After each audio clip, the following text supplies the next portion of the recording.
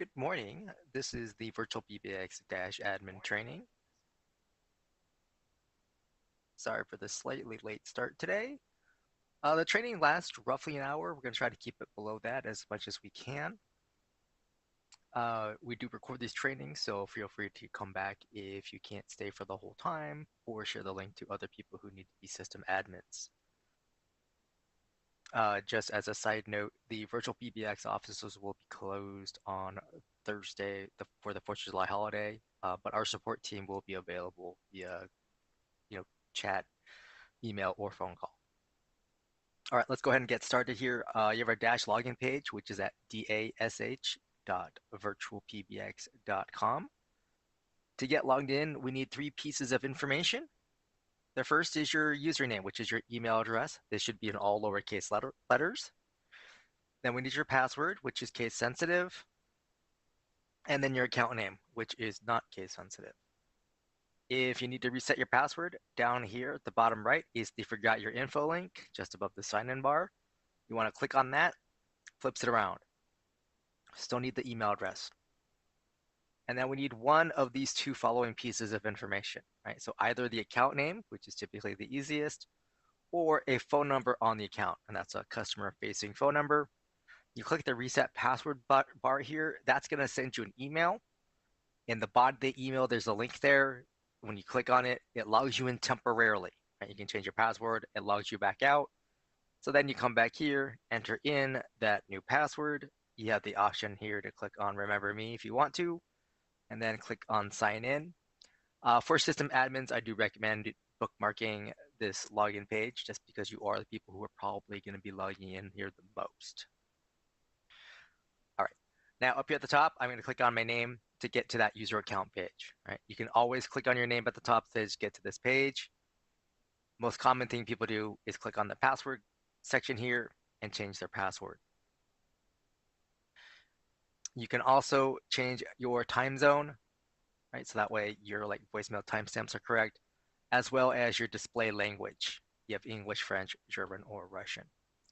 Now, as a system admin on the left, you can also click on the account level settings, where you can get the time zone and language for the entire account. You can update who the technical contact is, etc. Then we have add-ons. This allows you to enable different features on your Dash account. Some of them will incur an additional monthly charge. If they do so, there'll be a pop-up warning you about what that monthly charge is going to be, and you have to confirm that before you can continue. Or you can cancel out and don't add the add-on and don't have the increase in your bill. You see here, I have the virtual text forward. You'll have things like the advanced reportings, auto attendance, and dynamic caller ID, other ones I can recall off the top of my head. We have the billing portal. Any system admin can click on the billing portal and then click on this link here to access the billing portal. At that point, it's going to ask you for the email address of the person. If they're a listed billing contact, they'll be sent a PIN. They can log in there, and then they can see previous invoices. They can update credit card, etc. Any system admin can click on Cancel Account, and once the page loads, there's a little button here at the far right that you can click here to cancel the account, and that's it. There'll be a little form for feedback that you can fill out, and the account will close at the end of its current billing cycle, and then you'll get a final invoice. So when you're done in this area, whether you're on the users or whatever, there's a close button here at the top right, and then here we're on your dashboard page. Now, along the top here, right, got your name. Always click on that, get back to that page. Most of you to the right have a D&D toggle, which is for Do Not Disturb. Right, so mine is currently enabled because it's white, so I'm not taking calls. Right, if I click it again, then calls can come through. Basically, this means I don't want to be disturbed by phone call, so any call coming to me is going to go to voicemail. Little phone icon here. This opens a new tab, takes you to webphone.virtualpbx.net. It has, well, if you have a web phone device on your user, you can use your Dash login information to log into that page. and use Chrome or Firefox to make and receive calls. Now, this is Chrome or Firefox on a computer, not the mobile versions. It does count as a VoIP phone. You have the little chat bubble icon here. This opens up a new tab, takes you to virtualtext.app. This site has its own login information, but this is how you would make use of texting with your account. Little question mark icon here. This opens up a chat window at the bottom right of your browser window. That means that allows you, to chat with our support team so they can help you with a particular setting or feature. The 3 horizontal line icon here, this is the menu icon. This gets to other dash features. We'll touch on these lightly. Most of them I'm going to end up referring to our support documents. That's in the show notes. And some of them have their own dedicated links, that have their own videos. Little arrow icon here to the right is to log out of the system. Now here in the middle, we have total users, right? These are people who make and receive calls. The more users you have, the higher your bill is going to be, so something to pay attention to. You have your total devices and a breakdown of the types. Again, adding VoIP phones, generally speaking, could increase your bill. It depends on your plan. Then I have total phone numbers. I have 18 phone numbers, which means I'm paying an overage per number. For most of our plans, basically it's you get one main number, and then at least for some of the plans, you get a local number per user. Right? Any toll-free numbers you're always paying extra for. We have then you have this breakdown here of assigned and spare, basically which ones you're using, which ones you're not. Conference bridges just means I've enabled conferencing on several of my users. Over here, my main number box up here to the top right, these numbers act the same way. They're going to the same part of my system. They're playing the same main greeting. Conference room number, you have multiple conference room numbers, but this is the number everyone accesses to join the conferences. The fax box number, you get one main fax box number. This is your inbound fax number. It also allows you to edit the fax box to deal with how faxes come in and how to send out, which we'll get to later. Soft phone directory, these are 2 download links. One is just the CSV file, just to use in a spreadsheet, so you can see everyone's names, their email addresses, their extension numbers, their devices. The soft phone download link is for use with the VirtualPBX desktop soft phone app, right? So if you're using our app on a Mac or Windows PC, you can download this file and upload it to your soft phone, and you can see your other soft phones on the account, right? You can see their status as well. VirtualPBX Store, this opens up a new tab, takes you to store.virtualpbx.com. You can order a VoIP phone here, among other things. And then every account has its own account realm. Now up here at the top, towards the top, you have the blue bar here, caller ID. This is something you should set up as soon as you can. This is a pull down. You can select any of the main numbers that are in your main number block here. That becomes your default number for your VoIP phones when they make outbound calls, for instance. Hold music. You can set up default hold music for everyone on your account. You can upload your own file, .wave.mp3, up to 1 megabyte in size. Click on Browse to find the file. Click the up arrow icon. Click on Save Changes. This hold music plays after a call is coming to your system, reached a staff member's phone, they've picked up, started talking, and then they press the hold button on their VoIP phone. That's when this media file plays. Okay, hours is part of main number. We're going to get to that after we set up some other things, such as the users. So let's go over here on the left and click on the users icon. So here's my user page. You can see my users on the account, the people with the blue suit icon, system admins. Dante, who's just a great person here, he is a standard user. He's got very limited access. Up here at the top is where you would add users. Just click on the box there and fill out the form. The main thing to know is that the email address used for login needs to be unique for each user.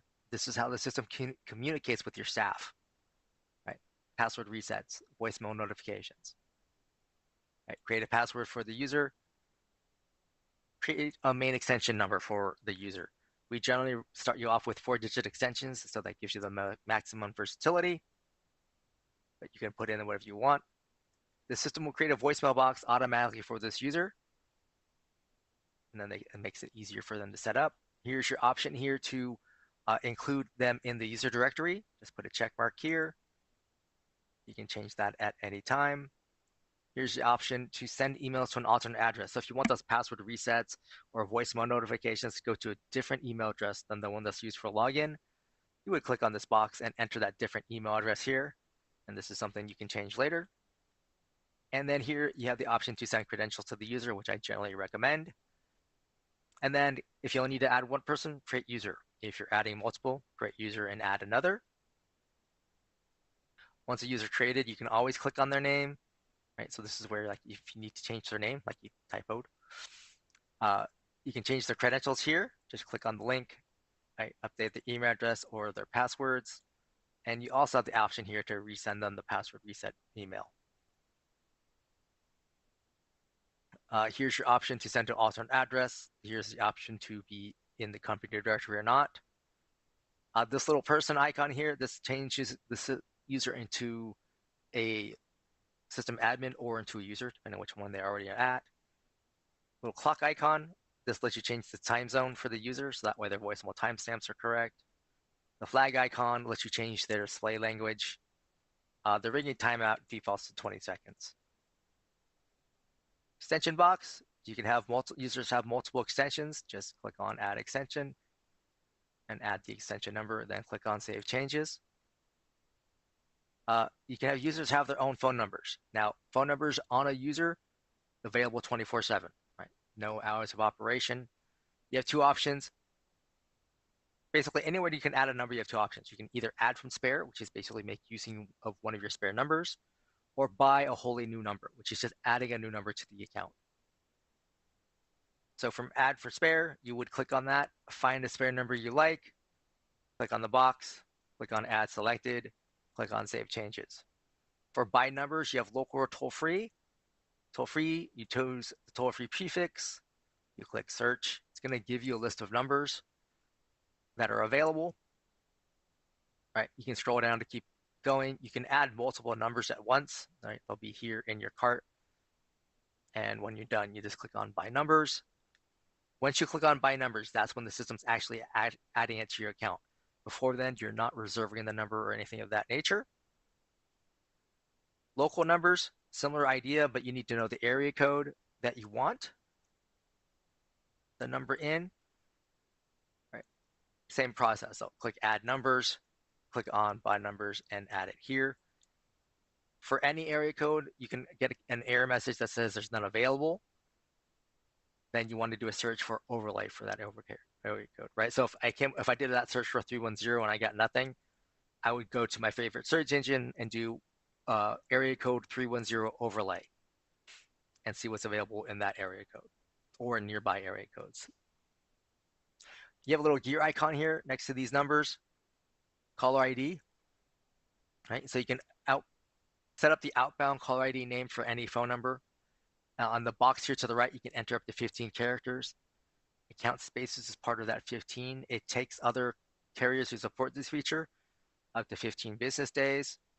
Here's your option to accept inbound CNAME, so that way that CNAME information would show up on your staff members' phones. E911, each phone number can have its own E911 address. This will let you assign that phone number to specific VoIP phones. So if you have staff working remotely, you can have their home address, for instance, be set up on a particular phone number and assigned to their VoIP phone only for purposes of 911, right? So that way, Bob has to dial 911, his address gets sent out to emergency services, not your corporate headquarters. Oh, and actually prepend is a VoIP phone feature. This allows you to put text in front of the caller ID that shows up on your staff members' VoIP phones, so it gives them an idea of how the call got to them. So in this case, I have the word direct showing up in front of the caller ID, so that way Ariel here, or I know whoever the user is, they know, oh, this call came in directly to me. They didn't come from the main number.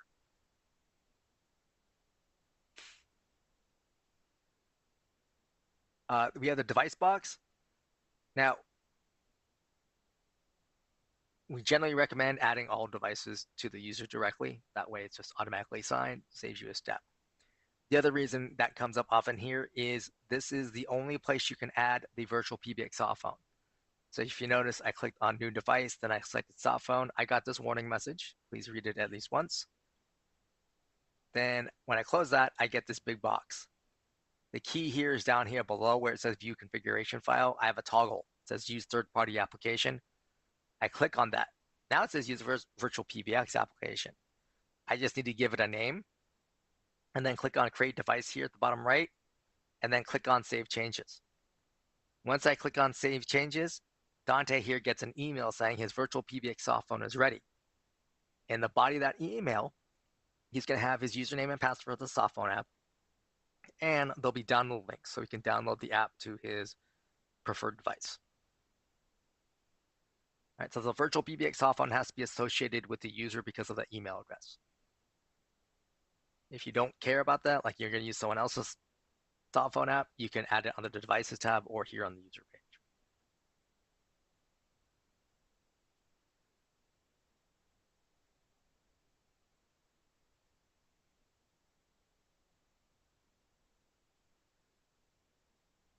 All right, now let's go to some user features.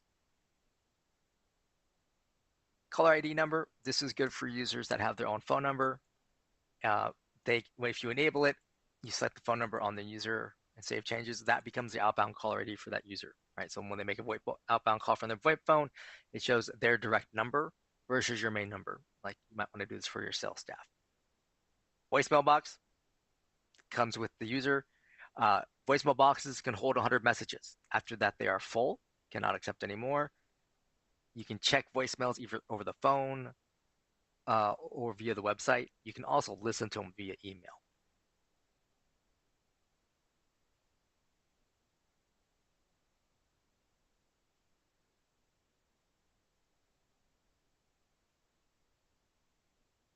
Oh, follow me is for people with multiple devices. So you would have to set this up for them, right? But you would click enable. So here you have this user has 3 devices. So without follow me enabled, whenever a call comes to this user, all 3 devices ring at the same time. With follow me, I can choose which ones I want to ring, right? And then I click and drag, oops, little green bars here to say, okay, this is how I want them to ring. I can click distribute so it equalizes out over time. This little box here at the end is something you can edit, so you can change that total ring time. But then I want to click redistribute again. I can click and drag, right? So I can change it and then click distribute again to change the order. Right? But this is all something you have to do as an admin for the user. One thing to know, the user feature, right, can be superseded. Right? So if I put this person in a group, a call from their group ignores this user feature. Just rings all his devices at once.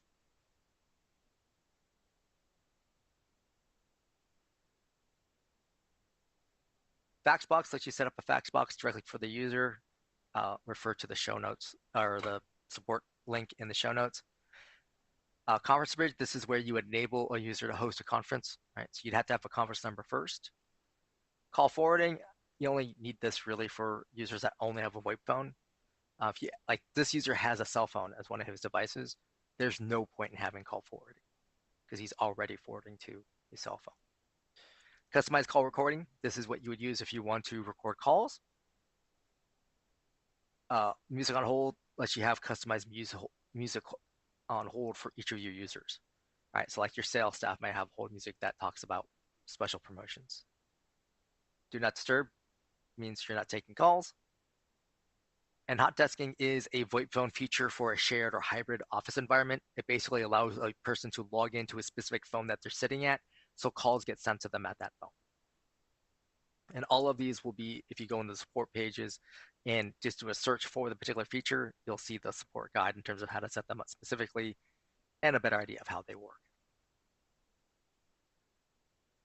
All right, next up, we're going to go to groups. Groups are departments, also referred to as ring groups or hunt groups. Up here at the top is where you click on add group.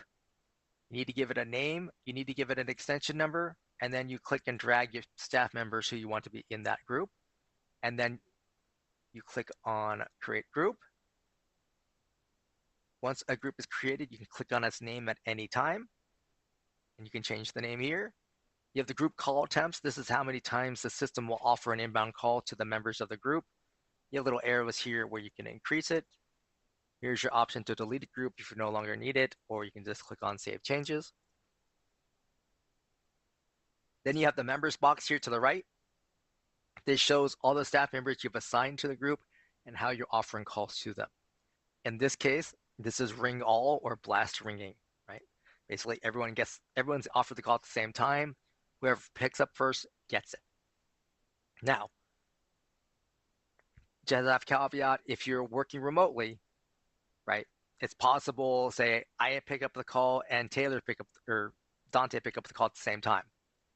One of us is going to get dead air, right? So hopefully you have like Slack or Teams, you can make sure that someone got it, or system admin can double check in the call logs.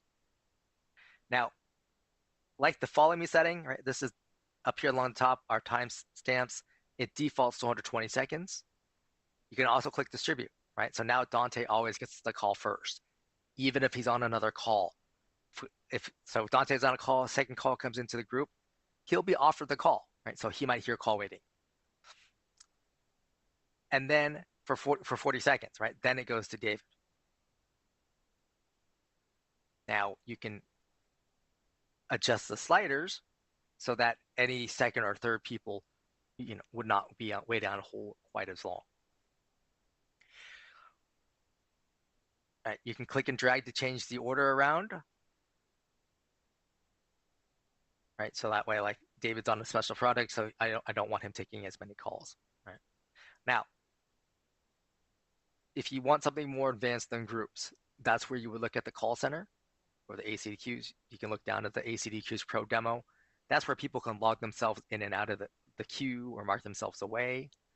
It also has different routing options where there's like round robin, which will equalize out over time. There's most idle, who's been waiting the longest, that sort of thing.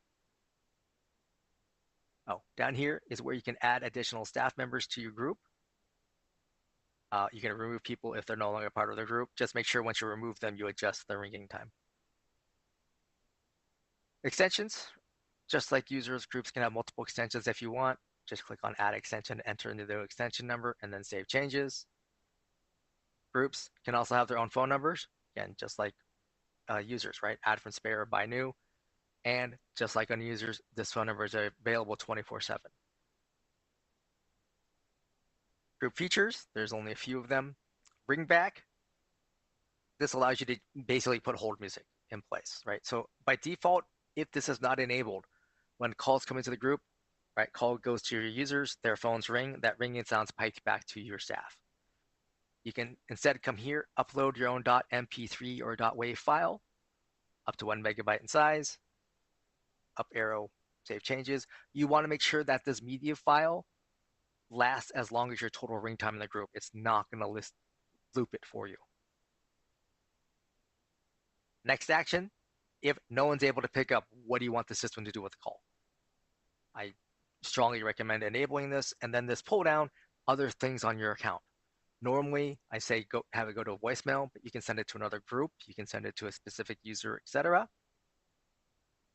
Allow call forwarding. Again, if you're only using VoIP phones, then that makes sense to allow call forwarding. If you have a mix of devices, doesn't necessarily do any good.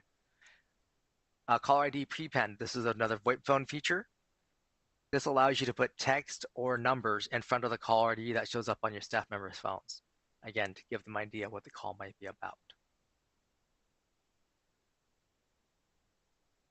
All right, so we've got users, we've got groups. Now we can go to main number.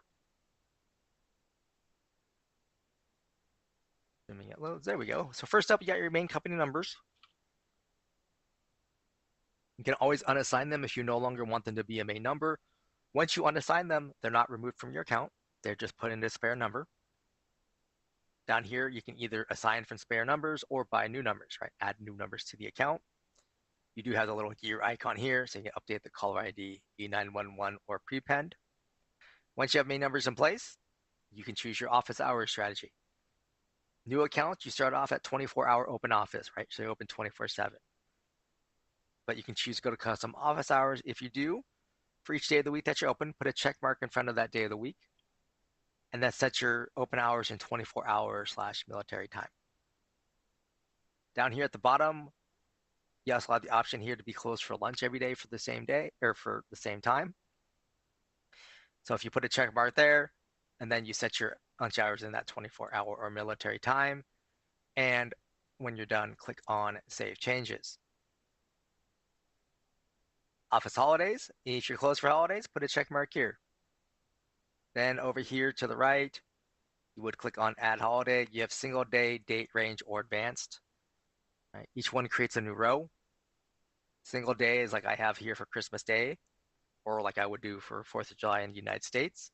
Right? Give it a name, choose the month and the date, then Save Changes at the bottom right. Right? Date range is like I have here for holiday. Give it a name, start date, end date, Save Changes. The advanced is like I have here for Memorial Day, where again, I give it a name, I choose the month. The second pull down, I choose you have 1st through 5th, as well as last, and then day of the week, right? And then Save Changes. If you want to remove a holiday, just click on the little trash icon and then Save Changes. And then you have incoming call handling. So I have 3 subtabs here, right? I have my open hours, my after hours, and my holidays. So this is how my system is handling calls from my main numbers during these specific times. So during my open hours, from all of my main numbers, right? They all come in here to this first box on the left, and they go to my virtual receptionist, which is a link. The main menu, this is what people press on their system to navigate through my phone system. I can click on Add Route to add more menu options. You have 0 through 9. You also get the star key and the default action. Now, the pull downs are things on your account, right? So that's why you'd want users and groups already in place, so you're not having to go back and forth, adding one user and then coming back, and then a group and then coming back, right? You want that all in place, so then you can make up your whole tree here right off the bat. Then over here on the right, you have your greeting options. You have different ways of adding in greetings. First up is text-to-speech. You simply just type in a greeting. The system reads it back in a computerized robotic voice. Once you click update, right, save and save changes, the system names the file for you. So in this case, it's main open hours menu TTS. This is a great thing to use if you're getting started. My advice is after you create one, over on the left, there's a greetings tab, which you can't really see right now, but we'll be getting to it shortly.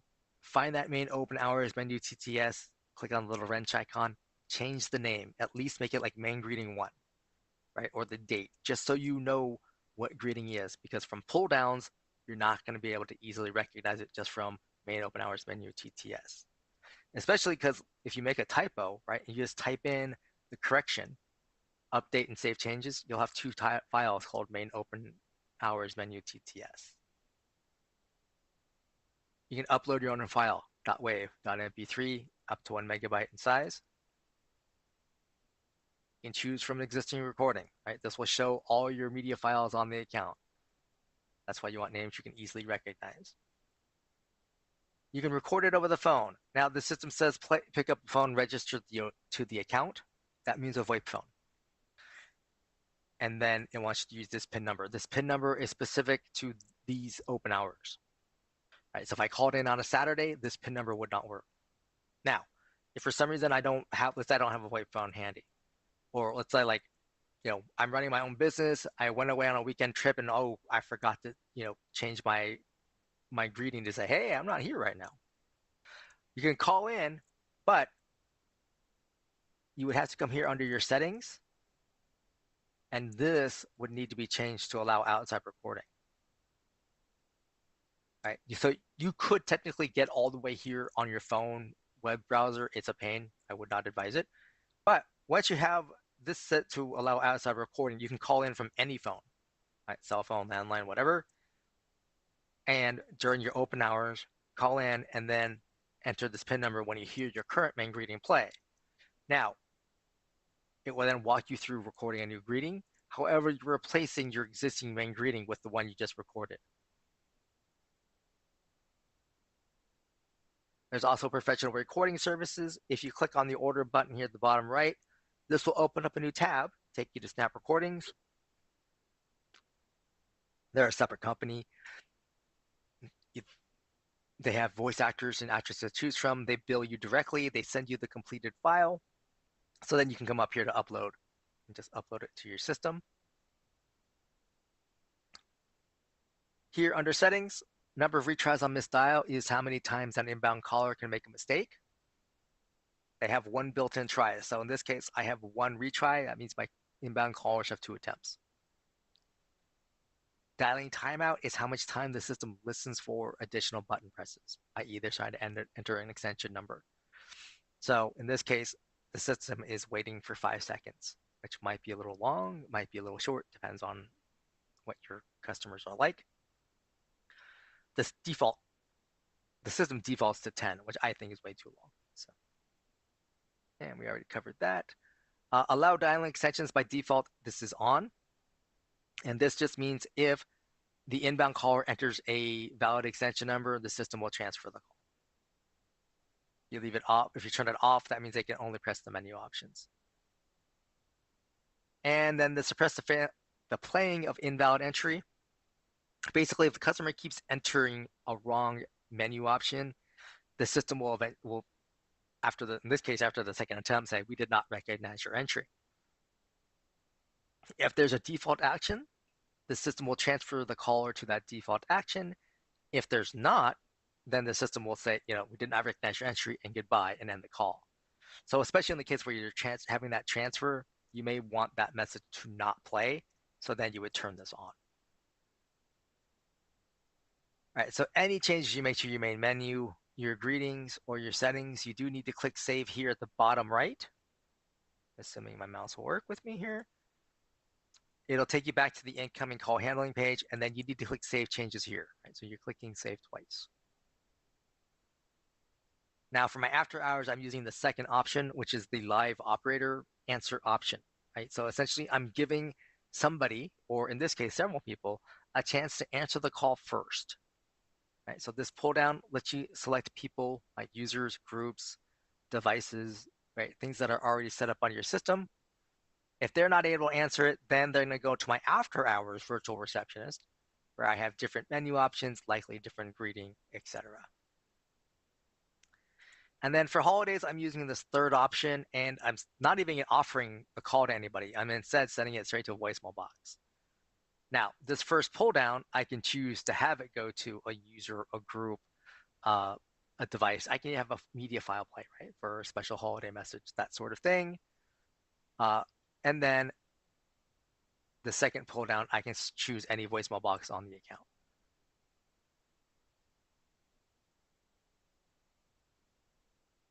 The main conference number, you can have multiple conference room numbers if you want. That's why you can add from spare and buy new. You also have a custom greeting, which is text to speech. Right? So you click to enable and then type in what you want the system to say. Even if you leave this disabled, the system would say, welcome to the conference, and then prompt them to enter their conference room number and PIN number. The main fax box number, you can only have one main fax box number. But once you've added one, you can click on Edit Fax Box here. First up is the inbound notification email. Right? So in the box to the right, put in an email address. Anytime a fax comes in, that email address gets an email with a new fax, basically a PDF. Just be aware, if someone dials your fax number by mistake and hangs up, this email address gets an email saying that's a failed fax attempt. Down here, the second box is the email permissions. This is designed to put your company's email domain or even a single email address. You put it here to the right. But in this case, for instance, everyone at VirtualPBX can send a fax out on this account, even though they're not a user on there. Now, in terms of sending out a fax, is via email. Create an email like you normally do. In the to field, you put the +1 area code and phone number that you're faxing to. And then you put your account realm. right? So this would show up specific to your account when you come here. Then you need to attach a PDF or TIFF file, right? The system is not going to send anything that you put in the subject line or in the body of the email, right? It's going to look at the to field, the from field, and the PDF attachment or TIFF attachment. One attachment per email, one email address per email.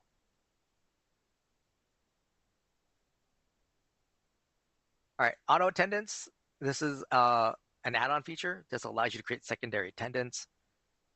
This is like for submenuing, right? One for English, two for Spanish, or if you have multiple businesses for like multiple companies, right? And then each company has its own phone numbers and own main greetings, etc. Up here at the top is where you would click Add Attendant, give it a name, give it an extension number, click on Create Attendant. When you first create an attendant, it'll look like this, saying unavailable in main menu, meaning it's a standalone or separate business. Right? If you click available in main menu, that makes it a menu option, or it can be a menu option. It doesn't have to be, right? But it also can be a next action option from a group, for instance. Auto attendants can have their own phone number or multiple phone numbers if you need them to. Right? Got the little gear icon here as well. The extension box, right? You can add multiple extensions to an auto attendant, typically not necessary. This is something only your staff would ever use to transfer calls to a particular auto attendant. And then we have a little wrench icon here under settings. You see open hours, after hours, and holidays, right? This matches what you set up under your main number. So your main numbers and your auto attendant numbers, they have hours of operation, right? Basically, any other number does not. But these are all virtual receptionists, so it's just like the same, they each have their own PIN numbers. You set up a greeting, you set up menu options. And then you hit save and save changes. Device tab shows your devices on the account. You can always add devices here, but again, we strongly encourage you to just add them directly to the user. And for the VirtualPBX soft phone, that can only be added to the user.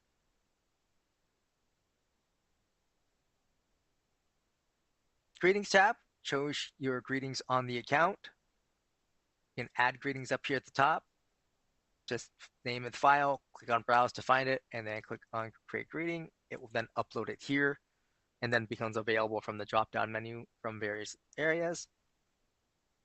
Name is pretty self-explanatory. Source, right? TTS is text-to-speech. Upload, it means it was uploaded. Recording is recorded over the phone. This play column lets you play back the file directly in your browser so you can see if it's still relevant. You have an option here to download this. So if it doesn't play back in the browser, click on the download, play it on your local device. I also recommend doing this for your typical main greeting, right? The main greeting used for most of the year. Download a copy so you have a backup. You can even re-upload it then, so that way you have 2 copies on your system if you need to. Then you have the edit column here. Click on the little wrench icon. This is where you can change the name so it gets to be something a little bit more manageable than this uploaded file, blah, blah, blah. You can also delete it if you no longer need it. Next, we'll skip down to numbers. This shows all your numbers on the account and where they go or where they're assigned. You've got the gear icon if you need to update the E911 or prepend, etc. Spare numbers, these are the numbers you're currently not using. Any number here is where you can delete the number, right? So if you don't want some of these numbers any longer, click on the little box in front of the number, and then you have the option here to delete, and then click on here to delete the message or the phone numbers, excuse me, and now I have less phone numbers. You also have the option here to port the number, which is basically moving it from one carrier to another. Go down into the support page link there and click on porting a number. That's going to show you all the screenshots about how to do it. The main thing is we do need a completed and signed LOA or letter of agency. Typing your name in twice or printing your name twice will always ask you to give us a signed version, because whenever we send those, that versions that aren't assigned, we get rejected, and they don't have to reject right away. They can wait for days. So you definitely don't want to do that. All right, voicemail boxes shows all your voicemail boxes on the account. Up here at the top is where you can add your own voicemail boxes. This is what you typically would want to do for your groups. Not sure just what happened there. Hold on a minute here. Let's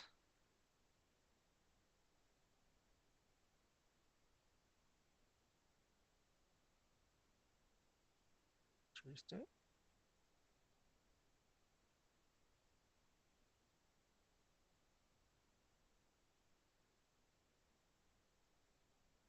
Hold on, I think I may have to reset that. Sorry about this.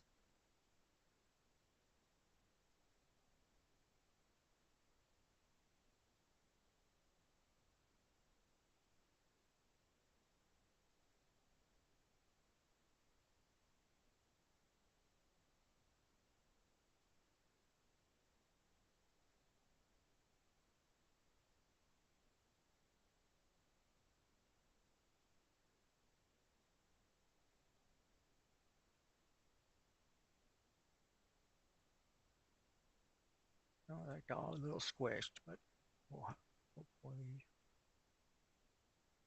Hold on a minute. Let's.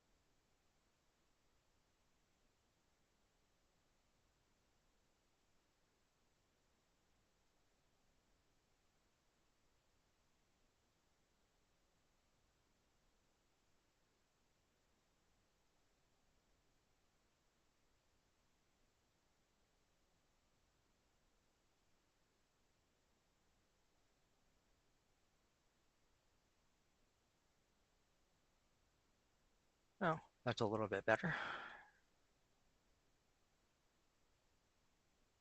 All right, so click on Add Voicemail Box, give it a name, give it a voicemail box number, and a PIN number, and then click on Create Voicemail Box. One thing to know is the voicemail box number is not an extension number. So the only way to access a voicemail box, say from your main menu, right, your virtual receptionist, is as a menu option, right? Someone calling in and entering 3333, hoping to get to this voicemail box, not going to get here.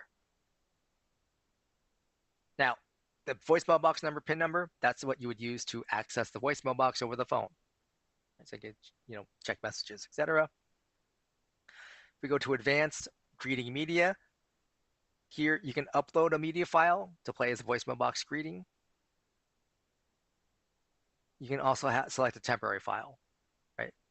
Now, which means the voicemail box can have two messages, but only one plays at a time. So if you have something selected under temporary, the media file does not play. The media file will not play again until you send temporary back to none. Recipients. Every voicemail box has a user voice. Actually, let me rephrase. Every user voicemail box has a built-in recipient, right? The email address used for login. Any voicemail box you created, or even those user voicemail boxes, you can come here and click on Add New Recipient and add additional email addresses. Right? Keep clicking Add until you're done, and then click on Save Changes. And then we have the options here. Once you've already have a media file in place and recipients, you can click on Already Set Up. That means it won't be changed over the phone. You'd have to uncheck it to re-record over the phone. Here is where you want to make sure that the attached emails or voicemails to email is set, so that way you get that email notification. For a voicemail box like this one, this is my support voicemail box, so I never wanted to get full, so I've opted to delete the voicemails after notification, right? So after that email goes out, the system comes back through and deletes that voicemail message. Text forward, This is an add-on feature. This allows you to have phone numbers accept an inbound text, and then they forward it on. This is not for two-way text communication.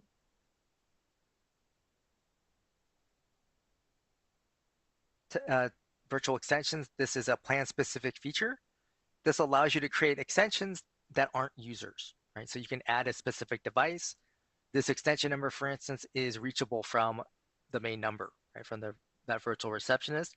However, this virtual extension, because it doesn't have an email address, cannot use a VirtualPBX cell phone, right? It can only have one device. Typically, it's a cell phone, or sometimes a web phone, or not a web phone, excuse me, uh, a SIP phone. The virtual extensions cannot be part of a group, can't be part of the call center, because again, they're not users. Next up, we have the call logs. Shows your call history on the account. You can go from today, this week, custom. Custom, you can go back up to 12 months. If you need to go further than that, you'd have to contact our support team. They'd have to create an escalation. Our engineers can go back up to 18 months. You hear a little green arrow to the right. That's a call coming into the system. You can click on it to potentially get some more details. Yellow arrow to the left is a call going out from the system. Little fire extinguisher icon here. This will report the call for you. It creates an email pre-addressed to support@virtualpbx.com. Please type in the context so the support team knows what's going on. You can always download these. It's as a CSV file, so if you're good with spreadsheets, you can get some additional detail out of this. Then we have the feature codes. These are ways for your VoIP phone users to access Dash features directly from their VoIP phone. These are in the show notes, in the support pages. You can also do a search for the phone commands cheat sheet. All right, blacklist. This allows you to create a list of phone numbers that you are blocking from reaching your staff.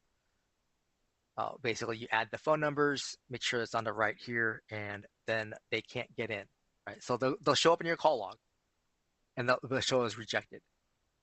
Again, if you go and do a search in the support page for blacklist, it'll show you exactly what to do here. Call recording. This is going to show you where your call recordings are, and what you can view the various recordings. Right, you can play them back, you can download them, etc.